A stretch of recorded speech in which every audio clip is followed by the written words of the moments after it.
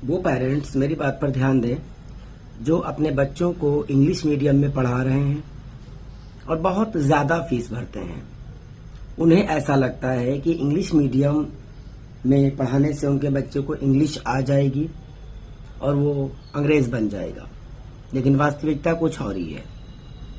अगर एक लफ्ज में कहूं मैं तो इंग्लिश मात्र एक भाषा है, जुबान है, जिसको अगर सही से पढ़ा जाए तो 1 से 1.5 साल में अच्छे से सीखा जा सकता है।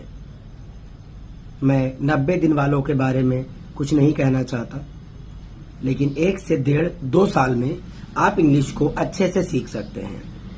अब आप सोचें, जो चीज आपका बच्चा 1 से 1.5-2 साल में हासिल कर सकता है और कम से कम पैसे में हासिल कर सकता है।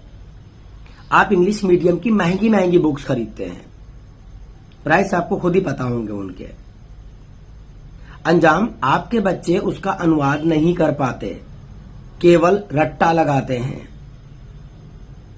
ये आप भी जानते होंगे। ठीक है, इसलिए इंग्लिश मीडियम के चक्कर में पढ़कर पैसा बर्बाद ना करें। अपने बच्चों को सामान्य स्कूलों में पढ़ाएं, सरकारी स्कूलों में पढ़ाएं।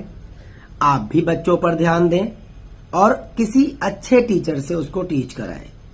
अच्छा मतलब आप क्या कहना चाहते हैं?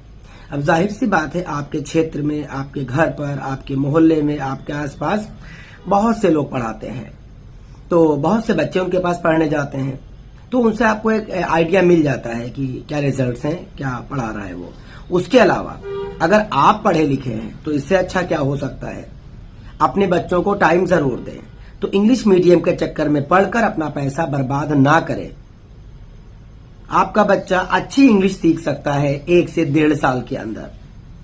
मैं 90 दिन वालों की बात नहीं कर रहा हूं, ये ध्यान रहे। ठीक है, तो अपने बच्चों को सामान्य स्कूलों में एडमिशन दिलाएं, उनकी केयर करें, और जो ज्यादा पैसा आप खर्चा करना चाहते हैं वो उनकी हेल्थ पर लगाएं, उनकी केयर करें, उनको अच्छा पोषण दें। और सबसे बड़ी बात, 6 साल से छोटे बच्चों को स्कूल ना भेजें। अंजाम ये होता है कि आप सोचें 1 मिनट के लिए, अगर मैं आपको सुबह 6 बजे जगा दूं एकदम से, आप बड़े हैं, आपको कैसा लगता होगा? सोचिए, मासूम बच्चे हैं ये ना, उनका दिल काम कर रहा है ना दिमाग काम कर रहा है, उनको आप बस प्रोफेसर बना देंगे स्कूल भेजकर। अंजाम बच्चों के अटैक्स पड़ रहे हैं, बच्चों को तगड़ी मार पड़ रही है। आप ऐसे कितने वीडियोस देख रहे होंगे, और आपको तब समझ में आएगा जब आपके बच्चे के साथ वो हादसा गुजर जाएगा। उससे पहले, पढ़ाई से पहले अपने बच्चे के स्वास्थ्य पर ध्यान दीजिए। जान है तो जहान है। यदि मुझसे कोई बोलता है कि मेरे बच्चे को मारिए ना पड़े, तो मैं प्रयास करता हूं कि मैं उसको ना मारूं, क्योंकि अलग अलग बच्चों की अलग अलग समस्याएं हैं, सभी बच्चे बराबर नहीं हो सकते। इस बात को आपका ध्यान रखना होगा। ठीक है, तो अपने बच्चों को सामान्य स्कूलों में पढ़ाएं, पैसा बर्बाद ना करें और अच्छे टीचर्स के पास पढ़ाएं। इंग्लिश मात्र एक भाषा है, उसको आप 1 से 1.5 साल में अच्छे से सीख सकते हैं अगर सीखना चाहें तो।